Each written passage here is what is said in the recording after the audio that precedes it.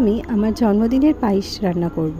ছোট থেকেই বাবা ঠাকুমার কাছে শুনে বড় হয়েছি, আজকের দিনে কিছু খাও বা না খাও 1 চামচ পায়েস মুখে দেওয়া মানে কিন্তু সেটা সত্যিই খুব শুভ।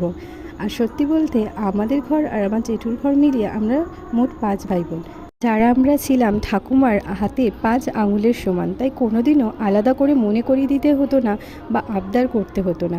এই দিনটাতে ঠাকুমার হাতের সেই অপূর্ব স্বাদের পায়েসের বাটিটা কিন্তু মুখের সামনে চলেই আসতো। সময়ের সাথে সাথে আজ সবটাই বদলে গেছে, তাই সেই দিনটা আর ঠাকুমার হাতের রান্না ভীষণভাবে মিস করি। প্রতিটা দিনই আমাদের জীবনে কিছু না কিছু শিখিয়ে যায়, ঠিক তেমনভাবেই গত বছর আমার জন্মদিনের দিনটা আমার কাছে ছিল ভীষণই শিক্ষার দিন। শিখেছি নিজের আবদার যেন কোনোভাবে কখনো কারোর অযথা বিরক্তির না হয়। আর নিজের দিনটা সব থেকে বেশি স্পেশাল কিন্তু নিজেই করা যায়। নিজেকে ভালোবেসে এটুকু তো করাই যায়, তাতে করে এক্সপেকটেশনটাও কমে আসে আর মন খারাপও থাকে না। এত কথা বলতে বলতে আমার পায়েসটা কিন্তু তৈরি হয়ে গেছে। তোমরা কিন্তু ভিডিও লেখাগুলো ওভারলুক করে যেও না। আর সত্যি বলতে পায়েসের ফিডব্যাকটাও কিন্তু ভালো পেয়েছি। তো চলো, দেখা হচ্ছে নেক্সট ভিডিও।